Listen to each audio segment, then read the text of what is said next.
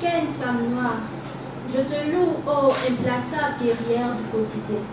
Tu sus conquérir à force de sueur et d'abnégation le respect et l'admiration de tous. Tu étais le pilier de la famille, la pierre angulaire de la société, né dans le creuset de la civilisation séculaire, éduquée dans la rigueur ancestrale pour servir et conseiller la société. Femme au cœur large comme la surface de la terre, inspiratrice des grands hommes de ce monde. C'est sur ces quelques vers tirés du beau poème de l'écrivain ivoirien Moïse Lekpe, qui rend honneur aux femmes et salue leur courage, que nous accueillons avec grand plaisir sur notre plateau, ce lundi 7 mars, Madame Diomandé Borotoumou, deuxième adjointe au maire de Bouaké, Madame Nadine Adenga, présidente du club des jeunes de Côte d'Ivoire, et Madame Kwame de la clinique juridique, ainsi que Madame Solange Amenon Kouakou, responsable des femmes couturières du Bégué. À vous, fidèles amis, auditeurs et auditrices, nous vous transmettons nos chaleureuses salutations et vous invitons à ne surtout pas vous déconnecter, car tout à l'heure, nous passerons avec vous et nos invités du jour un moment très enrichissant en échange, en conseil et en partage d'expériences. Vous suivez la radio qui va jusqu'au bout du monde, la radio Bégué FM, avec Mademoiselle Reine Nadia au microphone. En prélude de la journée internationale de la femme qui aura lieu demain mardi 8 mars, nous sommes en compagnie de 4 dames, 4 femmes de valeur, des femmes leaders de la communauté, et avec elles nous parlerons du leadership féminin, principalement les obstacles liés au développement du leadership féminin. Nous tournons du côté de Madame Diomandé, qui est la deuxième adjointe au maire de Bouaké. Bonne arrivée encore à vous, maman. Merci beaucoup. Et c'est un grand plaisir pour nous de vous recevoir sur notre plateau. Merci. Alors, nous voulons savoir un peu quel a été votre parcours, parce qu'arriver à un si grand niveau, c'est un parcours qui pourra inspirer nous jeunes qui voulons également devenir femmes leaders comme vous. Donc, est-ce que vous pouvez nous partager un petit bref de votre parcours?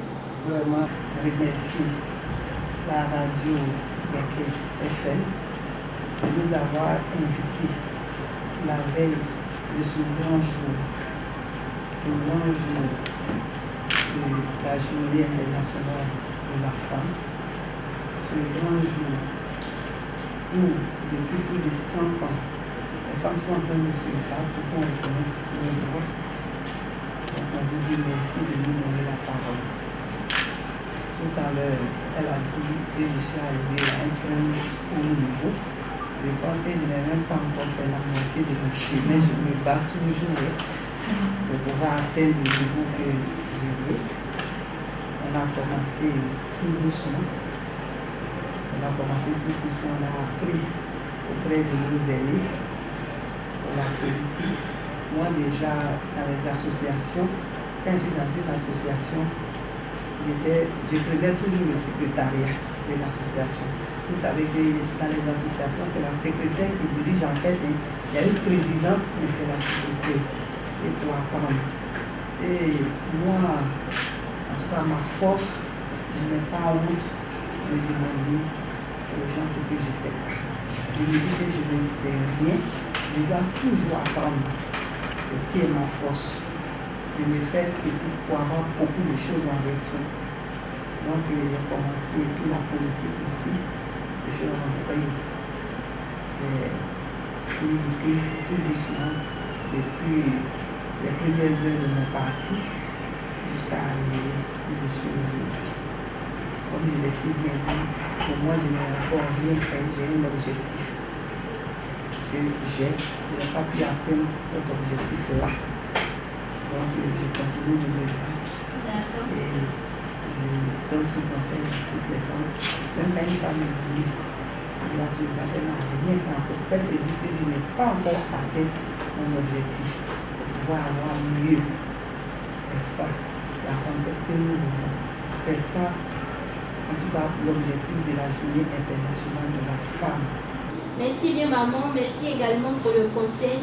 Et on aimerait savoir, justement, on parle des obstacles liés au développement du leadership féminin. Est-ce que tout au long du parcours que vous avez jusque-là maintenant, vous avez eu à connaître, à rencontrer des difficultés en ce qui concerne votre leadership? cas, on a rencontré beaucoup de difficultés. Parce que ici, j'aimerais parler de deux aspects. L'aspect socio-culturel et puis l'aspect structurel. Socio-culturel, vous savez, avec nos religions, surtout la religion musulmane, vous connaissez toutes les religions, la femme doit être soumise, la femme ne doit pas être au-devant des choses, la femme ne doit pas parler en présence de plusieurs hommes. Elle est relayée au second plan. Donc, elle est relayée au second plan. Donc, il faut se battre pour leur dire que les choses ont changé. Et moi, je pense que c'est ce que j'ai fait. Ça n'a pas été facile du tout. À chaque fois que je le faisais, on me rappelait, on dit, j'ai du caractère. Pourquoi tu me dis ce que tu penses? Et petit à petit, les gens m'ont adopté. Et sur le plan structurel, qu'est-ce que l'État aussi fait dire pour les femmes? C'est dans les discours, dans les écrits. Mais est-ce que quand on dit, bon, il faut l'égalité entre l'homme et la femme? Regardez notre gouvernement actuel, il y a combien de femmes ministres? Il y a combien de femmes députées? Il y a combien de femmes représentation féminine? Voilà.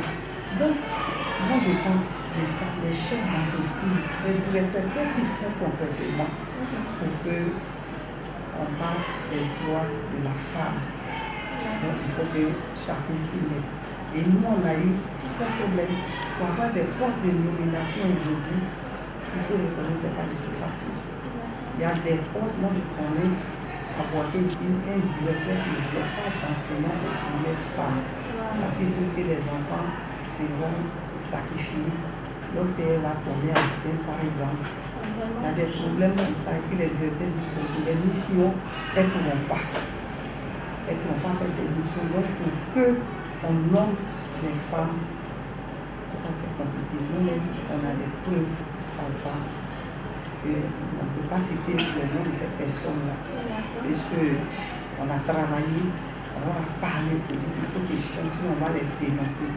Et je pense qu'il faut ces efforts, il faut que le gouvernement nous fasse l'effort. S'il y a la volonté politique, vous allez voir qu'on va avoir nos droits. Ce n'est pas seulement en Côte d'Ivoire. Partout dans le monde. C'est partout dans le monde. Nous nous battons depuis plus de 100 ans, mais vraiment, il y a des avancées, mais il reste encore beaucoup à faire. D'accord. Mais si nous croyons fermement qu'avec votre abnégation, les femmes auront plus de pouvoir et pourront occuper de grandes instances de décision ici en Côte d'Ivoire, et même partout dans le monde. Alors nous allons nous tourner du côté de Madame Nadi, présidente du conseil d'administration de l'ONG Life for Africa. Alors, je le disais tantôt, le thème, ce sont les obstacles liés au développement du leadership féminin. Et nous avons plusieurs femmes qui nous écoutent là maintenant. Et il y a certaines qui se demandent qu'est-ce que c'est au juste le leadership féminin. Alors, comment est-ce que vous appréhendez vous ce thème leadership féminin? Comment est-ce que vous pouvez définir cela? D'accord, merci déjà à la radio de me donner la parole, bien que nous soyons dans le mois de la femme. Merci à tout le monde. Alors, en termes de leadership féminin, souvent, moi, je trouve que c'est un peu abusé. Puisque le leadership, on peut dire qu'il n'y a pas de genre. Si la notion du leadership, c'est de pouvoir diriger, c'est de pouvoir converger des collectivités dans le même sens, de sorte à pouvoir atteindre un objectif commun, le leadership ne va pas avoir de genre. Donc, parler de leadership féminin, c'est comme si on acceptait nous-mêmes de mettre la femme au second plan. On doit revoir déjà les thèmes. Il faut qu'on arrive à parler de leadership. Sans pour autant mentionner féminin. Sans pour autant mentionner le genre. D'accord. Sur le leadership, il n'a pas de genre, il n'a pas d'âge, il n'a pas de taille. D'accord. En ce qui concerne les obstacles, Madame le maire a dit tout à l'heure, il y a plusieurs obstacles. D'abord, à partir de l'aspect socio-culturel, nous avons des plaisanteries, nous sommes sans ignorer que nous sommes en Afrique. On a beaucoup de lacunes que nous avons accumulées depuis le bas âge, depuis l'éducation. Chose que tout le monde sait, on ne va pas trop revenir là-dessus. Mais aujourd'hui, où l'État, où les États sont en train de travailler, de sorte à donner plus de pouvoir à la femme, plus de capacité à la femme, il faut que la femme aussi soit prête à pouvoir saisir ses opportunités. Il faut que la femme soit prête à saisir ses chances. Parce qu'un combat, on ne voit pas le résultat dès que. Un combat, il est progressif. Surtout un combat pour établir l'ordre. Un combat pour rétablir l'équité, c'est progressif. Aujourd'hui, si nous, en tant que jeunes, on arrive à occuper des postes de responsabilité au nom de la femme ou au nom des jeunes filles, c'est parce qu'en amont, il y a eu des personnes plus âgées que nous qui ont mené un combat à une époque, à un moment donné. Et les résultats se suivent au fur et à mesure. Mais aujourd'hui, nous-mêmes femmes sommes là, nous sommes assises généralement bras croisés, pensant qu'on viendra nous donner le pouvoir, on viendra nous donner un certain nombre de choses. Non, le pouvoir il s'arrache. Il se prend. Parce qu'aujourd'hui, dans aucune maison, aucun homme ne va se lever pour dire à sa femme, bon ma femme, lève-toi, fais ceci, fais cela. Non. Il regarde. Et puis il observe sa femme, il voit comment sa femme progresse, il voit comment sa femme manage l'éducation de ses enfants, il voit comment sa femme le manage lui-même. Et sans même le dire, par moment il est fier. Il est fier de celle qu'il a choisie là, il est fier de celle qui dirige, il est fier de celle qui est dans les collectivités locales, il est fier de celle qui prend les décisions à l'Assemblée nationale. Mais ce ne sera pas lui de le lui dire. Il faut qu'elle-même sache reconnaître son importance même au sein de cette société et aller arracher cette place qui lui est due. Je dis qu'un combat il est progressif. Et avec la progression, il faut qu'on arrive à enlever le féminin là-dessus. Parce que autant on va mettre féminin, la femme pensera qu'il y a leadership masculin à part, il y a leadership féminin à part. Non. Le leadership n'est pas des gens. Tu as un leader, tu as un leader. Aujourd'hui, on ne devrait pas, nous les femmes, on ne devrait pas se contenter des postes traditionnels. Pour dire qu'aujourd'hui, bon, pareil, je prends un exemple banal. À la mairie, on a besoin de quelqu'un pour faire la promotion du genre. Automatiquement, on passe à Mme Kouroutoum Dioumani. Non.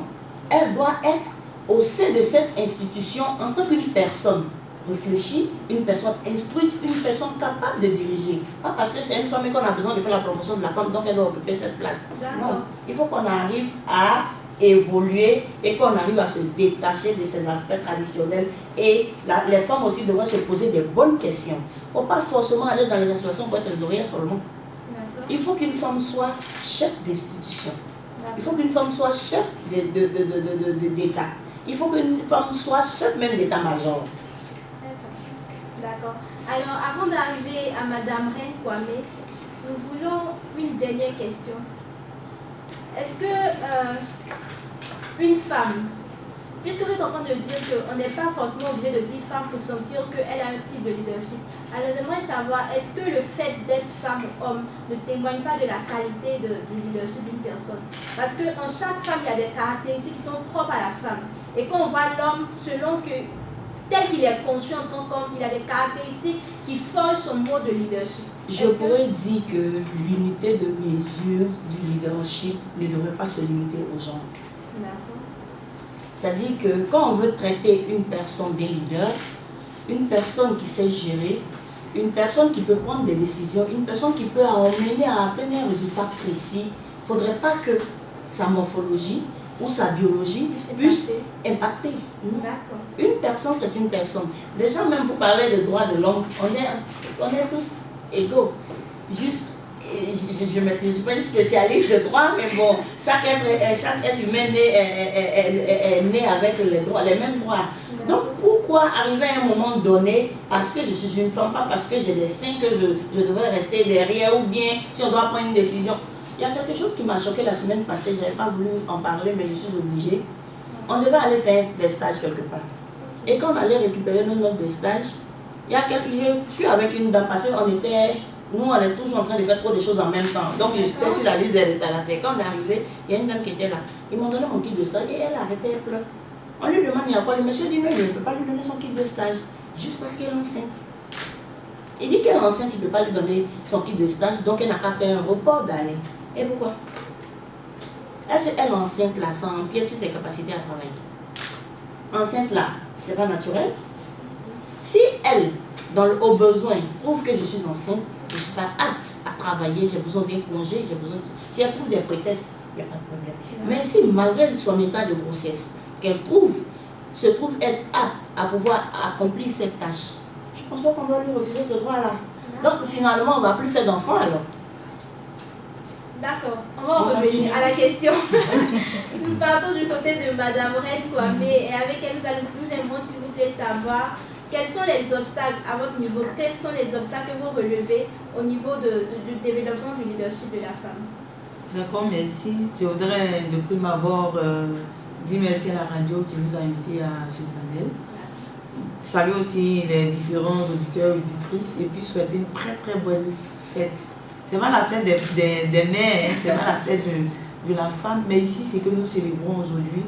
Je vais dire que c'est l'indépendance en droit, voilà, de la femme. On parle de journée internationale des droits de la femme.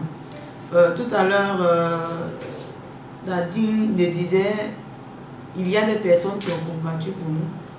Il y a plus de 100 ans aujourd'hui pour qu'aujourd'hui nous puissions avoir la parole au même titre que les hommes. Je ne pense pas qu'il y ait 100 ans derrière, on allait inviter des femmes ici pour venir tenir ce territoire. Non. Mais il y a des femmes qui ont combattu, qui ont versé de leur sang, de leur sueur. Donc c'est une journée où on doit en principe rendre hommage à ces braves femmes-là. Et c'est pourquoi je voulais profiter de vos hommes pour rendre hommage à mon association, qui est l'Association des femmes juristes de Côte d'Ivoire, qui depuis plus de 36 ans aujourd'hui, milite en faveur des droits de la femme et met tout en œuvre pour pouvoir vulgariser tous les textes de loi qui visent à protéger les droits de la femme. Et mieux encore, vous dire que depuis 36 ans, l'association a travaillé de sorte qu'aujourd'hui, beaucoup de femmes aujourd'hui aient beaucoup de droits. Je dis n'importe quoi, par exemple, aujourd'hui, une femme peut se lever, étant mariée, aller faire l'ouverture de son compte bancaire, chose qui n'existait pas il y a 50 ans en arrière. Donc ça fait partie, ça a été l'un du combat qu'a mené notre association pour qu'aujourd'hui, de façon libre, chacun puisse aller ouvrir un compte sans demander l'autorisation de son mari. Il y a des années en arrière, une femme ne pouvait pas se lever et puis aller marier, bien évidemment, exercer un métier qu'elle aimerait bien le faire, sans l'autorisation de son mari. Aujourd'hui, voilà, quand même que vous êtes marié légalement, vous pouvez choisir librement le métier que vous exercez. Il a fallu que des femmes se lèvent encore d'Ivoire ici et puis combattre. Donc c'est un combat national, mais un combat international. Voilà. Donc revenir à la question qui m'a été adressée parlant des obstacles, il y en a beaucoup, je pense que ça a été déjà cité, mais dans votre domaine dans notre domaine, comme on dit, dans notre domaine, on n'est pas en dehors de la société. En tant que juriste, nous sommes dans la société. Donc ce sont les mêmes réalités. On parle de leadership, on parle d'affirmation, voilà, on parle d'autorité. Et du coup, en tant que juriste, c'est que le premier obstacle qu'on pourrait citer, c'est cette manière de vouloir être indépendante, en fait, je vais dire de pouvoir être indépendante vis-à-vis de son mari, si vous êtes légalement marié, parce que généralement on trouvait que les femmes juristes sont beaucoup plus autoritaires. Elles sont plus féministes. Voilà, elles sont beaucoup plus féministes, elles parlent trop. Elles parlent trop, et puis elles disent ce qu'elles pensent. Et donc ça, je vais dire que ça a gâché beaucoup de foyers. Et ça a empêché même certaines d'aller jusqu'au bout de l'exercice de leur métier. Il y en a qui ont dû démissionner. Je connais des aînés qui ont des maîtrises en droit qui sont aujourd'hui femmes au foyer parce qu'elles ont préféré sauver leur foyer que d'aller travailler. Au motif qu'elles étaient très très autoritaires. Donc si elles partaient travailler, ça allait aggraver la situation. Donc à un moment donné, elles ont dû poser le pour et le contre et elles ont opté pour être femmes au foyer. C'est très chère femme. Madame Solange Kwako, un mot à ces femmes qui nous écoutent. Bon, moi je voulais encourager mes soeurs parce que de nos jours, rester à la maison, rester femme au foyer, c'est pas digne d'une femme. Donc tous ceux qui sont encore assises à la maison, qui disent mon mari va venir me donner, je leur demande de faire quelque chose. Parce que la couture que moi je fais, sincèrement, ça nourrit son homme. Tu peux vivre de la couture, tu peux vivre de la couture et puis entreprendre d'autres choses. Tu peux vivre de la couture et puis mettre tes enfants à l'école et puis faire beaucoup de choses même de ça. Donc je voulais dire à mes soeurs qui sont encore à la maison qu'il est temps que nous nous levons pour que demain la Côte d'Ivoire soit pour les femmes. Je vous dis merci. Merci bien. Alors avec Madame Nadi, nous voulons savoir la réalité lorsqu'on est dans un milieu rural ou dans un milieu urbain, c'est tout autre. Alors nous aimons savoir, selon vous, quelles sont les femmes qui n'arrivent pas justement à devenir leader lorsque nous sommes dans un milieu rural ou urbain? Personnellement, moi je trouve que toutes les femmes sont des leaders parce que quel qu'en soit le niveau auquel elles se trouvent, elles s'investissent à fond dans ce qu'elles font. Le milieu rural comme le milieu urbain, moi je trouve aucune différence. Dans les grandes villes, c'est les femmes qui gèrent les entreprises, c'est elles qui gèrent les sociétés, c'est elles qui gèrent les institutions, des femmes leaders, des femmes qui dirigent. Aussi dans le milieu rural, on a des femmes qui gèrent les collectivités territoriales. Vous avez un exemple à Madame la Marie-Domé. Outre elle, il y a aussi les femmes qui gèrent les coopératives ici, qui sont peut-être, qui ont eu un accès limité à l'éducation, mais qui savent bien gérer la chose commune. Il y a aussi des femmes qui sont là, comme la responsable des femmes couturières, qui à son niveau aussi exerce son style de leadership, qui a de mettre ensemble les femmes de la couture, les manager et les envoyer pour l'atteinte d'un objectif commun. Donc moi je veux dire que quel qu'en soit le milieu dans lequel on se trouve, le milieu ne devrait pas agir sur nos prises de décision, sur la conscience de soi. Quel qu'en soit où nous sommes, nous devons avoir la conscience de nous-mêmes. Qui je suis dans cette société? Qu'est-ce que je peux faire? Quelles sont les femmes avec qui je suis? Qu'est-ce que je peux apporter à ces femmes-là? Et une fois toutes ces réponses ont été trouvées à ces questions, vous voyez que la mise en exerce du potentiel du leadership, ça vient naturellement. Donc le milieu vraiment ne peut pas agir sur le style du leadership. Surtout les femmes aujourd'hui, elles ont souvent des complexes de manque de formation, quel qu'en soit le domaine dans lequel elles sont, de manque de formation en développement personnel. Quand je parle de développement personnel, je parle de la prise d'initiative, la conscience de soi, la confiance en soi. Mais quand on dit formation, elles ont peur. Je ne suis pas allée à l'école, je vais venir, ils vont parler français, je ne vais pas comprendre. Non. L'éducation a évolué. La formation a évolué. La formation continue à évoluer. Les choses sont à un autre niveau. Aujourd'hui, on a des formations, on n'est pas obligé d'écrire. Il y a des projections, il y a des images, il y a des films, il y a des dessins qu'on fait. Pour quelqu'un qui n'a jamais attrapé un stylo, quand il voit, il sait ça. Voici ce que ça signifie, voici ce que ça veut dire, comment je pense ça pour gérer ma coopérative, comment je pense ça pour gérer mon unité de production d'attiqués, comment je pense ça pour éduquer mes enfants à la maison. Donc les femmes ne devraient pas... Le combat pour l'autonomisation de la femme n'est pas au niveau où il faut reconnaître les droits, il ne faut pas reconnaître les droits. Il y a un combat qui a été déjà vécu.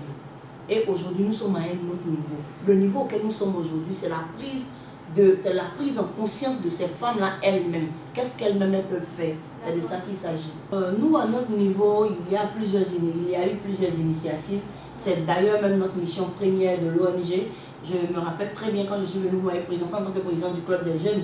Effectivement, je suis président du club des jeunes, mais mon âge est en train de dépasser. Donc, on est en train de travailler à donner le fauteuil aux plus jeunes. D'accord. Mais aujourd'hui, dans l'exercice de nos différents engagements communautaires et autres, on a eu à mener des études auprès des jeunes comme auprès des femmes. Et ces études, il y a eu des recommandations venues des femmes elles-mêmes. Et nous avons conçu un programme à base de ça. Je me rappelle très bien que le KFM nous a toujours accompagnés dans cette initiative et c'est l'occasion de vous dire infiniment merci. Merci pour toute cette belle publicité gratuite que vous faites pour nous. J'espère que prochainement, vous n'allez pas nous demander de payer quelque chose parce qu'on n'a pas encore eu l'argent. Merci pour votre accompagnement. Le KFM nous a toujours accompagnés depuis plusieurs années aujourd'hui dans ce processus d'autonomisation de la jeune fille et aujourd'hui de la femme, dans la conception d'un programme. Et aujourd'hui, au fur et à mesure que nous décidons ces formations, nous voyons ces formations à travers nos régions, il y a eu des recommandations qui ont été faites. Et toutes ces recommandations, nous sommes allés même au-delà de l'aspect éducatif. C'est-à-dire les femmes qui ont moins d'accès à l'éducation. Nous avons fait plusieurs tours dans la Côte d'Ivoire pour pouvoir former des femmes que souvent nous, on n'a jamais vues. Les gens même nous traitaient de papato, on dit ah vous avez fini de former Boaki, c'est ailleurs, vous êtes arrivés. C'est pas ça, c'est où le besoin se sent comme là. Donc il y a eu des initiatives, des programmes d'accompagnement de femmes leaders comme entrepreneurs. Il est progressif. Surtout un combat pour établir l'ordre, un combat pour rétablir l'équité. C'est progressif. Aujourd'hui, si nous, en tant que jeunes, on arrive à occuper des postes de responsabilité au nom de la femme ou au nom des jeunes filles, c'est parce qu'en amont, il y a eu des personnes plus âgées que nous qui ont mené un combat à une époque, à un moment donné. C'est ça. Et les résultats se suivent au fur et à mesure. Mais aujourd'hui, nous-mêmes femmes sommes là, nous sommes assis nous sommes assises généralement bras croisés, pensant qu'on viendra nous donner le pouvoir, on viendra nous donner un certain nombre de choses. Non, le pouvoir il s'arrache. D'accord. Il se prend. Parce qu'aujourd'hui, dans aucune maison, aucun homme ne va se lever pour dire à sa femme, bon, ma femme, lève-toi, fais ceci, fais cela. Non. Il faut qu'elle le fasse. Il regarde et puis il observe sa femme. Il voit comment sa femme progresse. Il voit comment sa femme manage l'éducation de ses enfants. Il voit comment sa femme le manage lui-même. Et sans même le dire, par moments, il est fier. Il est fier de celle qu'il a choisie là. Il est fier de celle qui dirige. Il est fier de celle qui est dans les collectivités locales. Il est fier de celle qui prend les décisions à l'Assemblée nationale. Mais ce ne sera pas à lui de le lui dire. Il faut qu'elle-même elle sache reconnaître son importance même au sein de cette société et aller arracher cette place qui lui est due. D'accord. Et vous aviez dit tout à l'heure qu'on ne devrait pas ajouter féminin au mot leadership. Et comment est-ce que selon vous, on pourra dire que des dames sont au devant des choses si on n'ajoute pas le vocable féminin?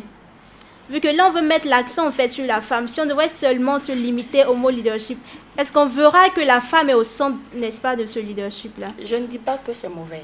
J'ai D'accord. bien précisé, je dis qu'un combat il est progressif. D'accord. Et avec la progression, il faut qu'on arrive à enlever le féminin là-dessus. D'accord. Parce que autant on va mettre féminin, la femme pensera qu'il y a leadership masculin à part, il y a leadership féminin à part. Non.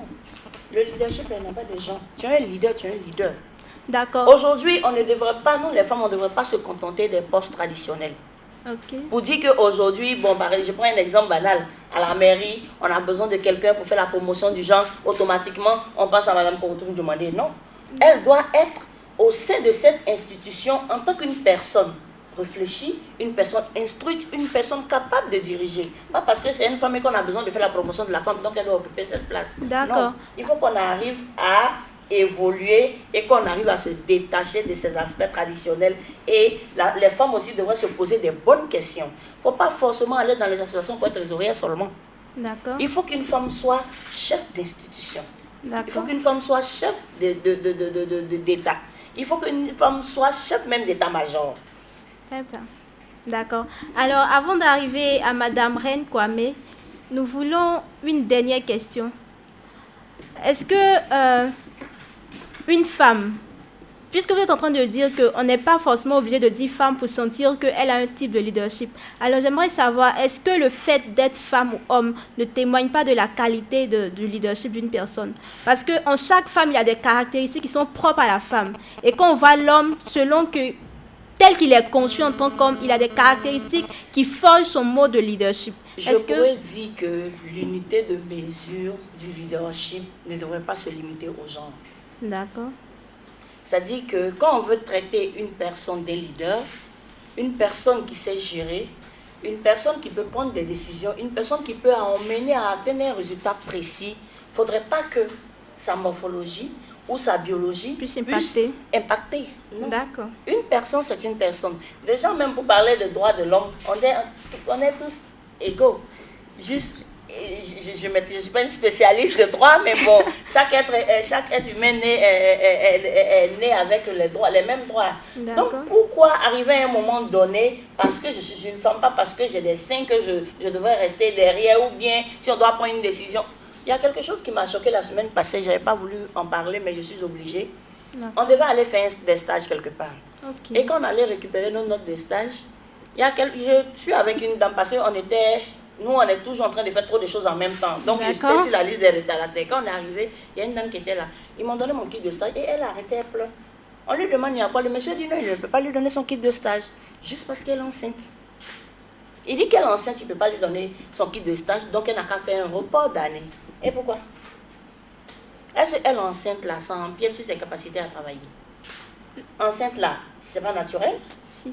Si elle, au besoin, trouve que je suis enceinte, je ne suis pas apte à travailler, j'ai besoin d'un congé, j'ai besoin de... Si elle trouve des prétextes, il n'y a pas de problème. Mais si, malgré son état de grossesse, qu'elle se trouve être apte à pouvoir accomplir cette tâche, je ne pense pas qu'on doit lui refuser ce droit-là. Donc, finalement, on ne va plus faire d'enfants, alors. D'accord, on va en revenir à la question. Nous partons du côté de Madame Reine Kwame et avec elle, nous aimerons, s'il vous plaît, savoir quels sont les obstacles à votre niveau, quels sont les obstacles que vous relevez au niveau du développement du leadership de la femme. D'accord, merci. Je voudrais de prime abord dire merci à la radio qui nous a invités à ce panel. D'accord. Saluer aussi les différents auditeurs et auditrices et puis souhaiter une très très belle fête. C'est pas la fête des mères, hein, c'est pas la fête de la femme, mais ici, c'est que nous célébrons aujourd'hui. Je vais dire que c'est l'indépendance en droit, voilà, de la femme. On parle de journée internationale des droits de la femme. Tout à l'heure, Nadine le disait, il y a des personnes qui ont combattu pour nous. Il y a plus de 100 ans aujourd'hui pour qu'aujourd'hui nous puissions avoir la parole au même titre que les hommes. Je ne pense pas qu'il y ait 100 ans en arrière, on allait inviter des femmes ici pour venir tenir ce territoire. Non. Mais il y a des femmes qui ont combattu, qui ont versé de leur sang, de leur sueur. Donc c'est une journée où on doit en principe rendre hommage à ces braves femmes-là. Et c'est pourquoi je voulais profiter de vos ondes pour pouvoir rendre hommage à mon association, qui est l'Association des femmes juristes de Côte d'Ivoire, qui depuis plus de 36 ans aujourd'hui, milite en faveur des droits de la femme et met tout en œuvre pour pouvoir vulgariser tous les textes de loi qui visent à protéger les droits de la femme. Et mieux encore, pour dire que depuis 36 ans, l'association a travaillé de sorte qu'aujourd'hui, beaucoup de femmes aujourd'hui aient beaucoup de droits. Je dis n'importe quoi, par exemple, aujourd'hui, une femme peut se lever, étant mariée, aller faire l'ouverture de son compte bancaire, chose qui n'existait pas il y a 50 ans en arrière. Donc ça fait partie, ça a été l'un des durs combats qu'a mené notre association pour qu'aujourd'hui, de façon libre, chacun puisse aller ouvrir un compte sans demander l'autorisation de son mari. Il y a des années en arrière, une femme ne pouvait pas se lever et puis aller marier, bien évidemment, exercer un métier qu'elle aimerait bien le faire sans l'autorisation de son mari. Aujourd'hui, voilà, quand même que vous êtes marié légalement, vous pouvez choisir librement le métier que vous exercez. Il n'y a plus ces restrictions. Il a fallu que des femmes se lèvent en Côte d'Ivoire ici et puis combattent. Donc c'est un combat national, mais un combat international. Voilà. Donc revenir à la question qui m'a été adressée parlant des obstacles. Il y en a beaucoup, je pense que ça a été déjà cité, mais dans votre domaine principalement. Dans notre domaine, quand on dit dans notre domaine, on n'est pas en dehors de la société. En tant que juriste, nous sommes dans la société. Nous, ce sont les mêmes réalités. On parle de leadership, on parle d'affirmation. Voilà, on parle d'autorité. Et du coup, en tant que juriste, c'est que le premier obstacle qu'on pourrait citer, c'est cette manière de vouloir être indépendante. Enfin, je vais dire de pouvoir être indépendante vis-à-vis de son mari, si vous êtes légalement marié, parce que généralement on trouvait que les femmes juristes sont beaucoup plus autoritaires. C'est ça. Elles sont plus féministes. Voilà, elles sont beaucoup plus féministes. Elles parlent trop. Elles parlent trop. Et puis elles disent ce qu'elles pensent. D'accord. Et donc ça, je vais dire que ça a gâché beaucoup de foyers. Et ça a empêché même certaines d'aller jusqu'au bout de l'exercice de leur métier. Il y en a qui ont dû démissionner. Je connais des aînés qui ont des maîtrises en droit qui sont aujourd'hui femmes au foyer parce qu'elles ont préféré sauver leur foyer que d'aller travailler. Au motif qu'elles étaient très très autoritaires. Donc si elles partaient travailler, ça allait aggraver la situation. Donc à un moment donné, elles ont dû poser le pour et le contre et elles ont opté pour être femmes au foyer. Voilà. Chose que moi je n'ai pas acceptée. À un moment donné, ça naturellement. Je vais dire que même ma première rupture sentimentale a été, je le témoigne ici, a été parce que mon homme me trouvait beaucoup plus indépendante en matière de... Parce que je dis ce que je pense. J'aimais beaucoup discuter, pas pour aller contre lui, mais quand même j'aimais qu'à chaque fois qu'il prenne en compte mon avis. Voilà. Et lui, il ne voyait pas les choses comme ça. Pour lui, il ne peut pas avoir deux capitaines dans un même bateau, et ainsi de suite. Et donc, je vais dire que, en partageant mon expérience, je pense qu'en tant que femme juriste, ça a été, en tout cas, un poids pour beaucoup de femmes juristes. Voilà. Parce que, on s'est dit quoi? On a reçu les mêmes formations, on a eu les mêmes chances d'aller à l'école, d'avoir les mêmes diplômes, et puis aujourd'hui, de travailler. Donc, il n'y a pas lieu à ce qu'on nous encore ramène en arrière comme si on n'a jamais été à l'école. Alors qu'aujourd'hui, on parle d'égalité de chances et d'opportunités. Oui, donc, ça. Pourquoi est-ce que mes parents m'ont scolarisé, qu'aujourd'hui, j'ai l'opportunité de travailler? Je vais mettre en mal cette opportunité-là et aller choisir de m'asseoir au foyer alors que mon travail ne peut pas empiéter voilà, sur ma vie de femme au foyer. Vous arrivez Quand à je suis faire à la la part maison, des je suis choses. femme au foyer, en bonne et due forme. Quand je suis au travail, je suis au travail en bonne et due forme. D'accord. Toujours sur mon exemple, je suis venue à la clinique juridique en 2016 comme stagiaire. D'accord. Aujourd'hui, nous sommes en 2022, je suis la directrice de la clinique juridique de Wow, Bouaké. félicitations à vous. Je suis en train de dire quoi? Je veux dire que c'est la manière d'affirmer mon leadership qui m'a valu aujourd'hui ce poste-là. Si j'étais cloîtrée dans mon coin pour dire quoi, je suis femme, je suis venue au même niveau que d'autres jeunes garçons en stage. Mais à la suite de notre stage, j'ai été retenue. Et aujourd'hui, je suis la directrice. Ça veut dire que après 4 années voilà, de fonction, aujourd'hui, j'ai pris les rênes de la chose. Pour dire quoi? Pour dire que j'ai lu une écrivaine qui a dit quoi? La femme, elle dit qu'on n'est pas femme. On devient femme. On peut dire que c'est banal, hein? On peut dire que, mais attends, tu es née femme, tu as tous les attributs pour être femme. Mais pour au-delà de ça, on développe toute une philosophie pour dire que on n'est pas femme, on devient femme. Ça veut dire quoi? Ça veut dire que pour pouvoir être leader, il faut avoir la force de pouvoir affirmer voilà, cette autorité-là. En fait, ce n'est pas à la manière de pouvoir mater des personnes, mais en termes de direction, en termes de glaner, en termes d'être un modèle, en termes de pouvoir savoir aider ceux qui sont autour de vous à pouvoir partager votre vision, à pouvoir vous aider à regarder dans le même sens et puis à pouvoir combattre, pour pouvoir satisfaire aux besoins d'autres personnes qui n'ont pas cette force-là. Parce qu'il faut le dire, tout le monde n'est pas né pour être leader. C'est ça. Ça, il faut le dire. Tout le monde, pourquoi je le dis, tout le monde ne peut pas diriger. Tout le monde ne peut pas être responsable.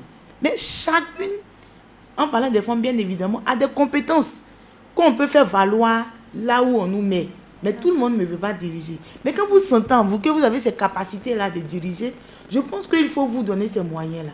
Pour revenir encore sur moi, j'étais au CP2 quand ma maîtresse m'a choisi pour être chef de classe. Je pense que le faisant, elle avait décelé en moi quelques gemmes de filles leader en son temps. J'aurais pu m'arrêter là. Mais quand je suis arrivée en classe de terminale, on m'a choisi encore, on m'a proposé d'être chef de classe.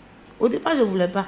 Et après, je me suis rappelé qu'au CP2 déjà, j'ai dirigé une classe toute une année. Donc j'ai dit, mais si depuis mon enfance, j'ai été capable d'être chef de classe au CP2, ça veut dire qu'en terminale, je peux être aussi. Donc vous voyez que je n'ai pas eu peur de pouvoir me mettre au devant. Donc on allait aux élections, j'ai gagné. D'accord. Et c'est comme ça que les choses sont parties. Donc pour parler d'obstacles, je pense que nous-mêmes en tant que femmes, souvent, le premier obstacle, c'est qu'on n'a pas confiance en soi. Voilà. Il y a le manque de confiance en soi. Donc le travail est d'abord personnel, le problème est d'abord personnel. Est-ce que oui ou non, vous avez les compétences? Oui. Une chose, c'est d'avoir des compétences pour diriger. Une autre, c'est d'avoir le courage de pouvoir affirmer ces compétences-là. Et de pouvoir accepter aussi les critiques. Comme nous, les femmes aussi, on n'aime pas qu'on nous critique. C'est un obstacle aussi. On n'en cite pas, mais c'est ça, c'est un obstacle. Si vous ne voulez pas qu'on vous critique, si vous ne voulez pas qu'on vous indexe, vous n'allez jamais pouvoir diriger. D'accord. Également, pour terminer mon propos, comment lier activité familiale, vie de couple et puis travail? Justement, à ce niveau, j'allais en venir, puisque ça fait partie des obstacles qu'on Tout relève. à fait. Comment concilier la vie professionnelle et la vie privée? Parce que c'est justement à ce niveau qu'on critique, en fait, qu'on fustige le leadership des femmes, comme quoi elles ne pourront pas tenir les deux. Donc, comment est-ce que vous appréhendez cela? Oui, mais moi, je pense que c'est une question d'organisation. D'accord. Et quand vous êtes au service, vous avez votre casquette de leader, femme leader. Mais quand vous êtes à la maison, vous avez votre casquette de mère au foyer. Je vais dire quoi? Je vais dire que les principes que vous avez établis au niveau de votre entreprise, ou bien au niveau de votre association, ou bien au niveau de votre travail, doivent être différents des principes que vous établissez à la maison. Parce que là, vous êtes obligé de faire des compromis pour pouvoir gérer tout le monde à la maison. Alors qu'en entreprise, c'est différent. Moi, j'ai mon entreprise, j'ai ma vision. Je sais quoi mettre en œuvre pour pouvoir glaner tous ceux qui sont derrière moi là. De sorte qu'on puisse rester et regarder dans la même direction. Alors que dans le foyer, je ne suis pas seule. Je dirige le foyer avec quelqu'un d'autre. Avec un homme. Donc, du coup, c'est une entreprise familiale. Et donc, la manière de gérer cette entreprise familiale-là diffère de l'entreprise que moi, je gère personnellement. Et c'est ce qu'on n'arrive pas à faire et qui fait que souvent, le travail empiète sur voilà, les responsabilités familiales, de sorte que une mauvaise gestion finit par mettre mal à l'aise la famille. Je dis du n'importe quoi. Une femme qui... Moi, je suis directrice de ma structure. D'accord. Et souvent, je suis obligée de rester au bureau jusqu'à 21h, voire 22h. Pourtant, j'ai ma famille à la maison qui m'attend. Que soit je cuisine, que je prenne soin des enfants, que je les aide à étudier. Donc, si je ne sais pas faire la part des choses, pour dire à un moment donné, écoute, c'est vrai, le travail est bon, mais il faut qu'à un moment donné, je puisse stopper un peu pour revenir à la maison, pour pouvoir m'occuper de ma famille. D'accord. Il y a problème. Donc, souvent, on oublie, quand on est tellement ancré dans notre affaire de leadership, là, on oublie qu'on a des responsabilités autres que ceux qu'on exerce en milieu professionnel, de sorte que la famille est biaisée et du coup, ça crée. Aujourd'hui, on est étonné de voir des enfants dans la rue. Qu'on arrive aujourd'hui à qualifier d'enfants microbes, parce qu'effectivement, le leadership, c'est pas au niveau intellectuel seulement. Je veux dire que c'est pas seulement dans les bureaux. Nos mamans qui luttent à longueur de journée, qui font leur dougou, ce sont des femmes leaders. Mais elles oublient en même temps aussi qu'elles ont des responsabilités familiales. De sorte que du lundi au dimanche, elles sont en brousse en train de chercher de la marchandise pour pouvoir vendre au motif que c'est pour le bien de la famille. Mais en même temps aussi, ça met mal à l'aise les enfants qui ont besoin aussi d'un encadrement, qui ont besoin d'un suivi, qui ont besoin d'une bonne éducation. Donc voilà un peu, voilà quelques obstacles que je voulais relever aussi, pour ajouter à ce que mes c'est ça, non? Voilà. D'accord. J'ai déjà relevé. Ça ira, d'accord. Merci bien, madame. Alors, nous avons également sur notre plateau madame Kouakou Amenon Solange, qui est la présidente de toutes les couturières de Béquet, c'est ça? D'accord. Alors, tout à l'heure, il y a madame Reine Kwame qui a parlé d'une bonne organisation pour pouvoir concilier et la vie professionnelle et la vie privée. Alors, à votre niveau, quelle méthode adoptez-vous pour pouvoir, n'est-ce pas, conduire toutes ces femmes qui sont à vos côtés dans une même direction pour pouvoir exercer véritablement votre leadership? Bon, je voulais dire merci à la radio Béquet et dire merci aussi à mes mamans. Bon, concernant ce que vous venez de dire, c'est l'organisation. Est-ce que la maman vient de dire? Dans toutes choses, il faut qu'on s'organise. D'accord. Pour qu'une femme puisse réussir, tout ce qu'elle fait, c'est l'organisation. Tu organises, tu fais un planning, tu t'organises. Bon, de telle à telle heure, je fais ça. De telle à telle heure, on fait ça. Quand c'est comme ça, la maison est bien organisée. Même à ton absence, tout est géré. D'accord. Donc, c'est ça. Ok. Et j'aimerais savoir, il y a madame Reine Kwame qui disait tout à l'heure que tout le monde ne peut pas devenir leader. Et il y a des personnes qui disent qu'on est leader, c'est-à-dire, lorsque nous sommes dans un groupe, il y a des personnes qui arrivent à se désigner elles-mêmes pour être au devant des choses. Et il y a des personnes qui ne peuvent pas et qui, avec le temps, découvrent qu'elles sont leaders parce qu'elles ont appris. Est-ce que selon vous, on est leader ou on le devient par apprentissage? On le devient par apprentissage. D'accord. Parce que souvent, là, la personne, le parler, là, elle ne sait pas le faire. Elle est timide. Mais si on la met devant, elle peut mieux le faire. Mais en suivant celle qui est devant, son leadership s'agrandit et puis elle peut diriger la société. D'accord. Merci bien à vous. Alors, c'est sûr qu'il y a plein de femmes actuellement qui sont abonnées, en train de nous suivre pour écouter toutes nos mamans qui sont avec nous aujourd'hui. Comment est-ce qu'elles pourront, elles également, devenir des femmes leaders? Alors, nous allons continuer tout à l'heure, après un petit instant de pause, le temps que nos mamans ici puissent se reposer un peu. Merci. Viens à moi, ma chérie, oh, l'heure a sonné pour te dire que je t'aime.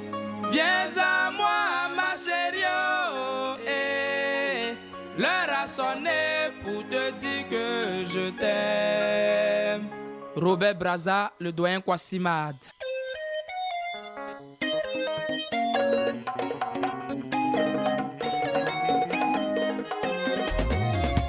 Qui s'attaque à la femme a affaire à Dieu. Ma spéciale marraine Mathilda, Constance Kalou. Toi et moi pour la fête, oh bébé, oh. Yeah, viens à moi, oh ma chérie, oh. Toi et moi pour la fête, oh maman, oh. Yeah, viens à moi, oh maman. Pour vous qui nous prenez en marche, vous êtes sur la fréquence 2.0 de la radio Béquet FM et nous parlons ce soir des obstacles liés au développement du leadership féminin.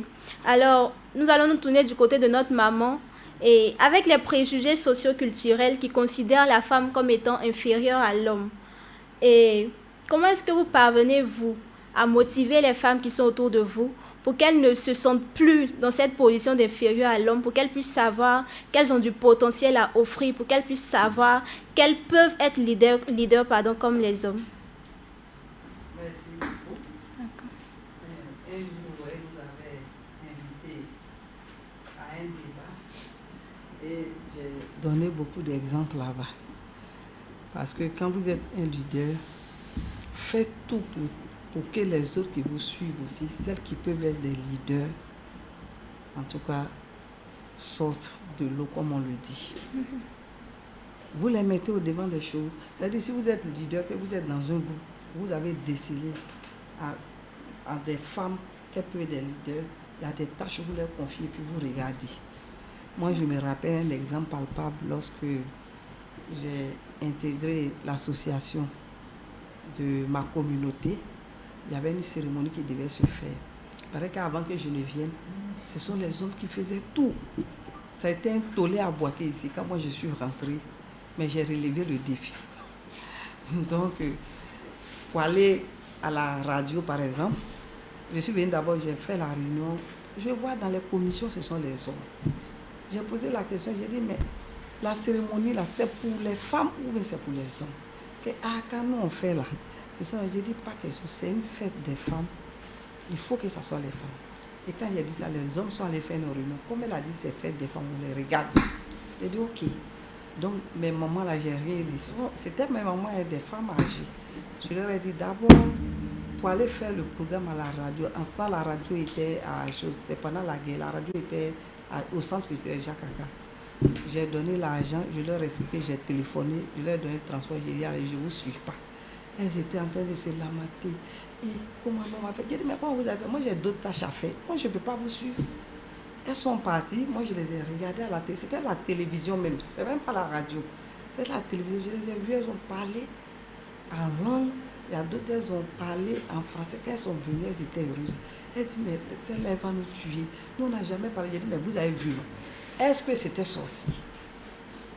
Et comme ça, depuis ce jour, au niveau de l'association, on a fait notre fête. Les hommes ont saboté, ils sont venus s'asseoir le jour J.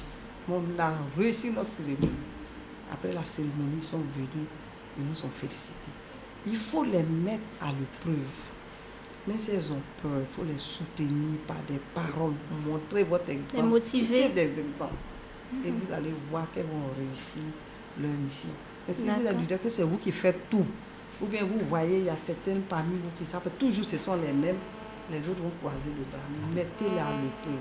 Et si vous n'avez pas décelé, essayez quand même. Vous allez voir que vous allez sortir d'autres leaders qui vont vous surprendre. D'accord. Merci bien, maman. Alors, avec Madame Nadi, nous voulons savoir la réalité lorsqu'on est dans un milieu rural ou dans un milieu urbain, c'est tout autre. Alors, nous aimerions savoir, selon vous, quelles sont les femmes qui n'arrivent pas justement à devenir leader lorsque nous sommes dans un milieu rural ou urbain? Personnellement, moi, je trouve que toutes les femmes sont des leaders. D'accord. Parce que quel qu'en soit le niveau auquel elles se trouvent, elles s'investissent à fond dans ce qu'elles font. Le milieu rural comme le milieu urbain, moi je trouve aucune différence. Dans les grandes villes, c'est les femmes qui gèrent les entreprises, c'est elles qui gèrent les sociétés, c'est elles qui gèrent les institutions et autres, des femmes leaders, des femmes qui dirigent. Aussi dans le milieu rural, on a des femmes qui gèrent des collectivités territoriales. D'accord. Vous avez un exemple palpable qui est là, Madame la deuxième agent Tomé. Outre elle, il y a aussi les femmes qui gèrent des coopératives ici, qui sont peut-être, qui ont eu un accès limité à l'éducation, mais qui savent bien gérer la chose commune.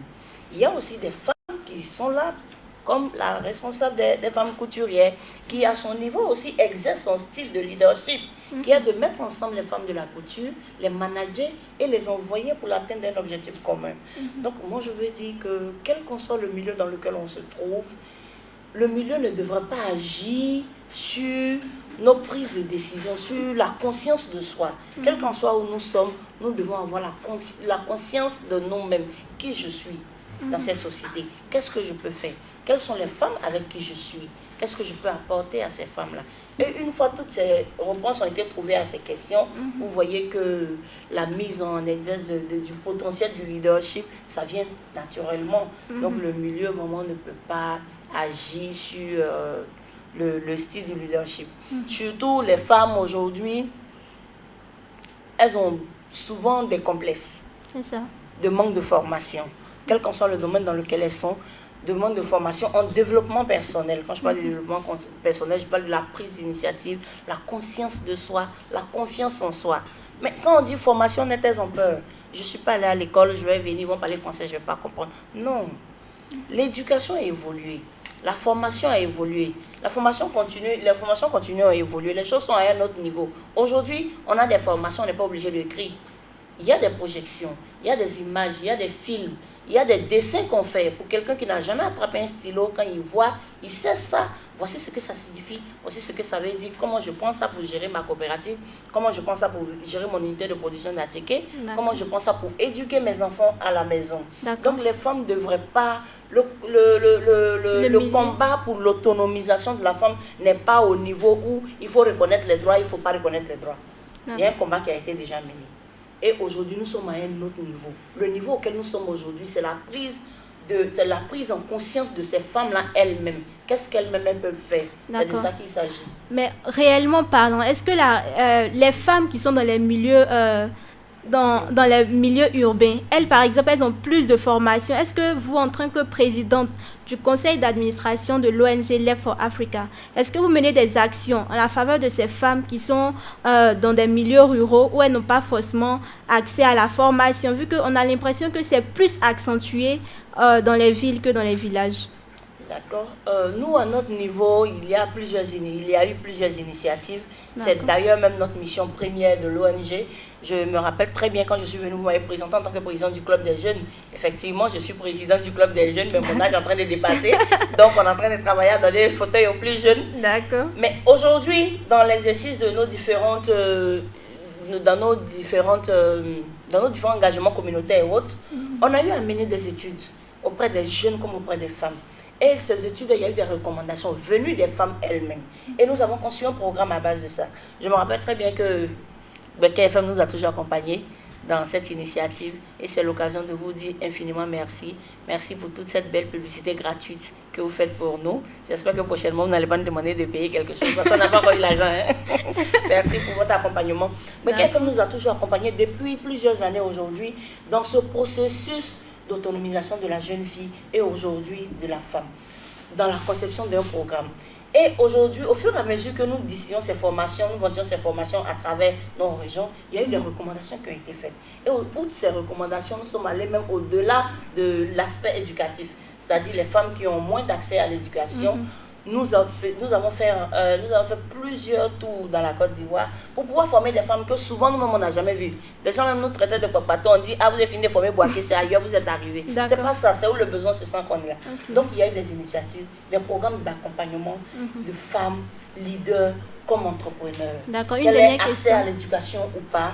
Il y a longtemps que nous sommes là-dedans et nous profitons pour dire merci à toutes nos mamans qui prient pour nous et Vous soutiennent. aussi tous nos partenaires médiatiques. D'accord. Et est-ce que les résultats sont satisfaisants? Les résultats, plus ou moins, parce que vous savez, aujourd'hui, comme je l'ai dit, en termes de formation, il y a des gens qui savent qu'elles ont besoin de formation. Par contre, il y a d'autres qui se disent qu'elles n'ont pas besoin de formation. Mais malgré ça, quand vous avez une mission, vous exécutez votre mission. Et en termes de résultats, aujourd'hui, nous avons quand même plusieurs femmes qui ont été primées. Dernièrement même, je suis en train de faire la publicité d'une femme, d'une coopérative à Daloa, qu'on a eu à former. C'est des femmes de producteurs de cacao qui transforment leur cacao en chocolat. Et la semaine dernière, elles ont été primées meilleur chocolat au monde à Paris. Donc, ça, c'est un résultat qui est vraiment impalpable. Aussi, à Korogo, on a des femmes qui sont dans des unités de production de beurre de karité, des femmes qui sont dans des unités de transformation de l'arachide en pâte qu'elles commercialisent, à qui nous avons eu à donner des formations. Et aujourd'hui, ça va.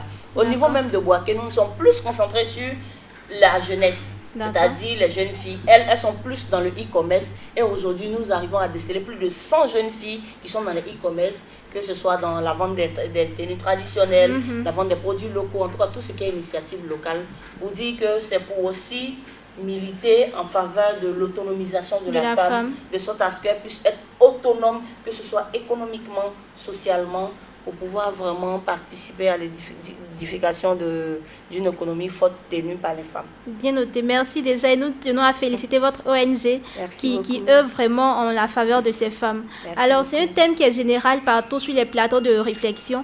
On parle de VBG et nous allons nous tourner du côté de Madame Reine Kwame et parlant de VBG, entendez par là, chers auditeurs, les violences basées sur le genre. Quelle analyse pouvez-vous faire déjà entre les VBG et les obstacles liés au développement du leadership féminin? D'accord, merci. Ça, c'est, pour parler comme les Ivoiriens, ça, c'est une grosse question. Il faut déjà dire que les VBG sont effectivement un frein voilà, au développement du leadership féminin.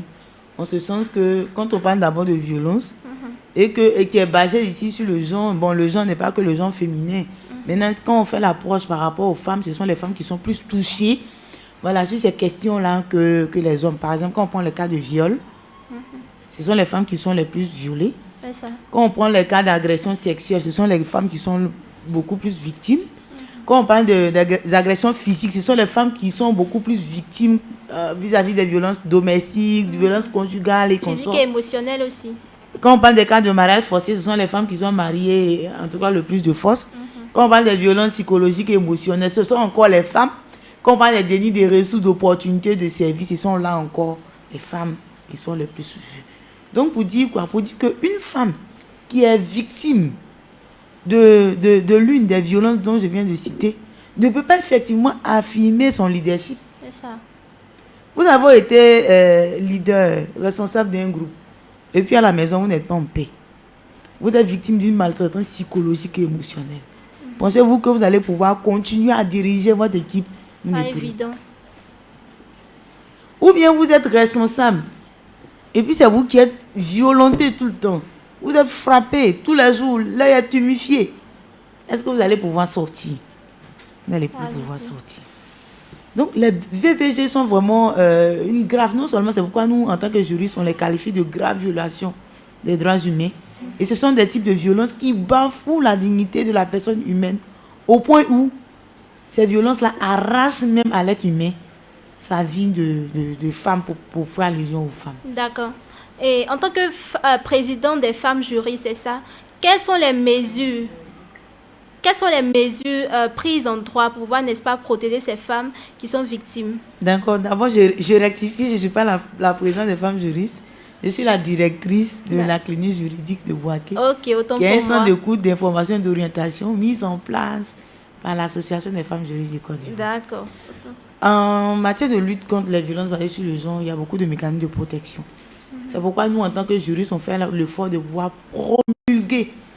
Sinon, vulgariser, pardon. C'est vulgariser, pardon, je ne veux pas promulguer une loi. C'est le président.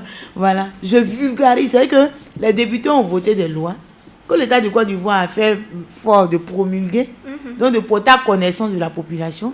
Mais ces tests-là ces lois-là sont encore dans les tests. Ça n'a pas encore été appliqué. C'est pas tout le monde qui est allé à l'école. Et même ceux qui sont allés à l'école, même là, quand ils lisent, même là, c'est pas tous les jours qu'ils comprennent. Donc il faut un canal de transmission de ces lois-là aux populations. Et c'est ce que nous, en tant que femmes juristes, nous nous attelons à faire à longueur de journée. Là, nous sommes en train d'exécuter un projet dans le handball. Malheureusement, ça ne profite pas au Bouaké. Mais comme nous vivons ici, de temps en temps, vous pouvez vous approcher de nous. Et ce projet-là porte sur la vulgarisation de tous les textes de loi que l'État du Côte d'Ivoire a votés en vue de protéger les droits des victimes des violences basées sur le genre. D'accord. Et ce projet-là, nous l'exécutons dans le handball. Et ça consiste pour nous à pouvoir expliquer les lois de façon terre à terre, dans un langage vraiment accessible à tout le monde. De sorte que quand quelqu'un est victime d'une violence que nous avons évoquée tout à l'heure, que ce soit viol, maltraitance psychologique, émotionnelle, la personne sache d'abord que, attendez, ce que je viens de subir là, c'est d'abord quelque chose qui est interdit par la loi. Parce qu'il faut savoir d'abord que c'est interdit pour pouvoir aller vers les personnes adéquates pour pouvoir chercher à être protégées. C'est ça. Donc tu peux savoir que par exemple le fait qu'on ne me donne pas à manger à la maison dans mon foyer, c'est un type de violence. On ne m'a pas frappé, mais c'est une violence. ça peut être une violence psychologique, ça peut être une violence émotionnelle. Ou bien le fait que, parce que j'ai décidé d'aller travailler, mon mari décide de ne pas avoir des rapports sexuels avec moi. C'est une forme de violence. Et quand je suis victime d'une telle situation, qu'est-ce que je dois faire? Où est-ce que je dois aller? Donc d'abord, il faut connaître les structures que l'État de Côte d'Ivoire a mises en place pour aller vers ces structures-là, pour qu'on puisse m'expliquer la situation que je suis en train de vivre là, qui fait que je n'arrive pas à sortir pour aller travailler, pour avoir de l'argent, pour être autonome, et puis aider mon mari ou bien aider mes enfants à aller à l'école. Ça là, si je n'y prends garde, ça peut demain porter atteinte à ma vie, et puis par ricochet avoir d'énormes conséquences sur ma famille. Je vais aller me diriger dans tel centre. D'accord. Donc, du coup, il y a des institutions qui ont été mises en place. Ça fait partie de la prise en charge. Tout à l'heure, vous avez dit comment est-ce qu'on prend en charge. Donc, il y a des structures qui sont là, telles que les centres d'écoute que nous dirigeons, telles que le centre social, telles que la Commission régionale des droits de l'homme, telles que le SPGH. En tout cas, il y a beaucoup de structures, étatiques comme non étatiques. Ça fait un. De deux, il y a des lois qui existent, comme je le dis. Donc, il faut que ces lois aussi soient accessibles à la population. Donc, il y a également des organismes qui sont adéquats, qui sont appropriés, qui ont été mis en place pour pouvoir expliquer ces lois-là. En fin de compte, quand vous êtes victime, il faut savoir que par rapport à telle situation, je peux aller porter plainte, ou bien par rapport à cette situation, je peux aller solliciter une médiation, ou bien une intervention d'une structure pour que, en parlant, en sensibilisant, on puisse, ou bien mon mari, ou bien mon frère, ou bien ma soeur, ou bien en tout cas la personne qui est auteur de la violation, puisse arrêter de me violenter parce que elle est interdite par la loi. Donc je vais dire quoi? C'est pas tout on envoie à la justice. Maintenant, ce qu'on envoie à la justice, là, avant d'arriver à la justice, on peut commencer par aller à la police. On peut commencer par aller à la gendarmerie. On peut commencer même par aller directement à la police. Et quand on va là-bas, on fait quoi? Même si je ne suis pas forcément victime, que j'ai connaissance, parce que c'est ça aussi, on se tait, et puis demain on voit la personne mourir. Et puis c'est quand la personne meurt qu'on va venir s'asseoir pour pleurer. Non. C'est pourquoi la loi donne la possibilité à tout le monde de pouvoir dénoncer si vous avez connaissance. Et aujourd'hui même, mieux, il y a une loi qui a été votée pour pouvoir protéger ces témoins-là. C'est que vous avez connaissance d'une situation et vous pensez que cette situation-là est qualifiée de violence basée sur les gens, ou bien cette situation-là peut demain porter atteinte à la vie de la personne, il faut aller dénoncer. Et quand tu vas dénoncer, la loi te protège.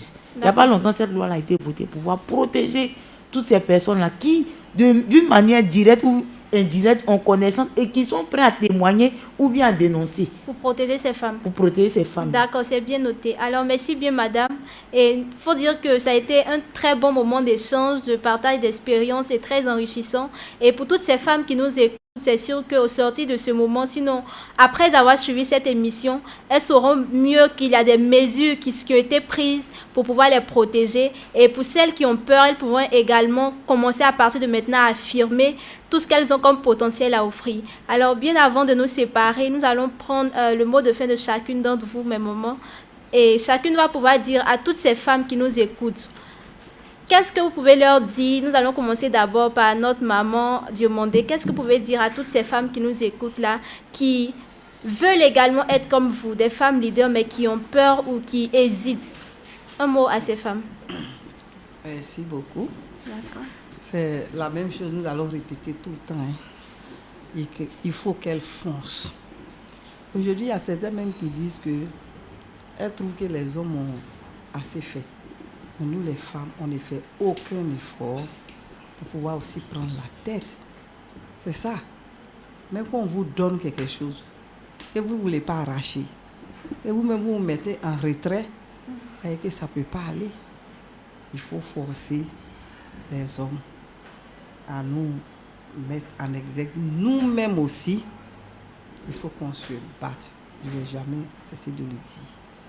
Avant de laisser la parole aux autres, j'aimerais remercier mon patron, le maire Nicolas Djibo, parce que chez nous, il y a 3 femmes adjointes et il y a 3 hommes. Ça, dans la mairie de Côte d'Ivoire, je ne pense pas que la parité est respectée.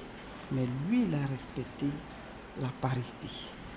Parce qu'il a fait, dans son deuxième mandat, c'est parce que dans le premier mandat, les femmes qui étaient avec lui se sont battues, lui ont prouvé que d'autres femmes pouvaient rentrer, qu'elles sont capables. Si ça ne marchait pas, la mairie était bloquée par le comportement des autres qui étaient là. Dans le premier mandat, il n'allait pas dire qu'il va prendre d'autres femmes. Donc, femmes, battez-vous. Personne ne va faire votre combat à votre place. Ne restez pas en arrière. Il faut dire, je peux, j'y arriverai, je peux. Et ça, si vous le dites tout le temps, vous allez voir que vous allez arriver en haut du mont Kilimanjaro. Je vous remercie. Merci maman. Alors foncez très chère femme. Madame Solange Kouakou, un mot à ces femmes qui nous écoutent. Bon, moi je voulais encourager mes soeurs. D'accord. Parce que de nos jours, rester à la maison, rester femme au foyer, c'est pas digne d'une femme. Donc tous celles qui sont encore assises à la maison, qui disent mon mari va venir me donner, je leur demande de faire quelque chose. D'accord. Parce que la couture que moi je fais, sincèrement, ça nourrit son homme. D'accord. Tu peux vivre de la couture, tu peux vivre de la couture et puis entreprendre d'autres choses. Tu peux vivre de la couture et puis mettre tes enfants à l'école et puis faire beaucoup de choses même de ça. Donc je voulais dire à mes soeurs qui sont encore à la maison qu'il est temps que nous nous levons pour que demain la Côte d'Ivoire soit pour les femmes. Je vous dis merci. Merci bien, c'est bien noté. Madame Reine Kwame. D'accord, merci. Je voudrais prendre le contre-pied de ce que ma conseillère vient de dire tout à l'heure et dire que moi, je voulais inviter les femmes à être d'abord des femmes leaders à la maison. Bon, tout à l'heure, il ne faut pas mélanger leadership et autonomisation. Mais moi, je voulais inviter les femmes à être des femmes leaders à la maison. Pourquoi je le dis? Parce que de plus en plus, les femmes démissionnent et les enfants sont livrés à eux-mêmes. Et aujourd'hui, on sait quand même quelle vision nous avons de nos enfants et puis de nos jeunes. Il faut que les femmes reviennent à leur responsabilité de mère. C'est ça la femme leader. Tu n'es pas leader à la maison, mais tu es leader au dehors, à l'association. La femme leader, là, c'est la femme modèle. C'est la femme que tout le monde veut ressembler, à qui tout le monde veut ressembler. C'est la femme qui, quand elle parle là, on l'écoute. C'est elle qui est femme leader. C'est la femme, quand elle dit quelque chose, on sait que c'est qu'elle dit là, c'est vrai, donc je peux faire comme. Ça veut dire qu'on doit être des modèles pour nos enfants, pour nos générations, de sorte qu'on puisse construire une belle génération, en tout cas pour qu'on puisse offrir un beau, je vais dire que, quelle expression je vais dire, en tout cas offrir un bel avenir à nos enfants. Parce qu'aujourd'hui, nos enfants ont tendance, voilà, à vraiment dérailler et on nous dit qu'il n'y a pas de modèle. En temps, il y a tellement de femmes leaders aujourd'hui, même si à Boaké, si on veut les énumérer, si demain, 8 mars, on veut les gratifier, on ne pourra pas avoir beaucoup de cadeaux pour ces femmes. Ça veut dire que, tel qu'on parle bien de nous au dehors, là, il faudrait que d'abord, à la maison, là, on soit des modèles à la maison. Tel est mon mot de fait. Merci, et je sais que je peux compter sur les femmes de Boaké, de sorte que toute la Côte d'Ivoire aussi vienne s'inspirer de nous. Donc, quand on prend le taux de criminalité, là, il n'y a pas beaucoup à Boaké. Quand on parle des enfants qui vont à l'école, là, il n'y a pas beaucoup à Boaké. Quand on parle des enfants qui sont battants, qui apprennent des petits métiers, il n'y a pas beaucoup à Boaké. C'est ce que moi je veux de Boaké. D'accord, merci bien. Madame Nadi. Moi, à mon niveau, pour cette nouvelle célébration de la journée de 8 mars, je souhaiterais inviter toutes les femmes, qu'elles soient d'ici ou d'ailleurs, de savoir s'identifier. Il faut que, dès le début, qu'elles arrivent à éditer un livre de vie. Et dans ce livre de vie, qu'elles arrivent à y écrire leur mission de vie. Et une fois leur mission de vie est écrite dans ce livre, qu'elles arrivent à identifier clairement leurs objectifs. À la suite de ces objectifs, de mener des stratégies idoines pour pouvoir atteindre la réalisation de leurs différents objectifs. Parce que dès le départ, si nous ne savons pas où nous allons, nous risquons de nous perdre en route. Madame la directrice de la CNES Jodi l'a dit tout à l'heure. Il faut que nous soyons des personnes modèles. Et pour être une personne modèle, c'est sur tous les plans. Il faut d'abord identifier ta mission de vie. Quand ta mission de vie est identifiée, quand tu sais où tu t'en vas, le reste, les obstacles pour les femmes, ça viendra. Ça viendra et ça viendra. Mais il ne faut pas se laisser abattre par les obstacles. Il faut avancer. Il faut persévérer. Il faut se dire que quand l'obstacle se présente, c'est que la stratégie que j'avais établie peut-être n'était pas la meilleure. Il faut que je change de stratégie, mais pas d'objectif. Donc, excellente célébration de 8 mars à toutes les femmes. Et merci à vous encore. D'accord. À très bientôt. Merci beaucoup à toutes nos mamans. Vraiment, grand merci à vous. Merci pour ce beau moment d'échange. Merci d'avoir accepté notre invitation. Et merci d'avoir encouragé toutes ces femmes-là à vraiment foncer, comme Maman Diomandé le disait, pour devenir également de grandes dames leaders comme vous. C'était Mademoiselle Reine Nadia Kono au microphone. Et nous vous disons grandement merci. Et belle journée de célébration de la journée internationale de la femme. À toutes ces femmes qui nous suivent. Merci à vous et à très bientôt. Les hommes, là, ils vont applaudir. Jésus est la parole en fait chair. Alléluia. Il a été annoncé. Tout le monde est prêt à recevoir le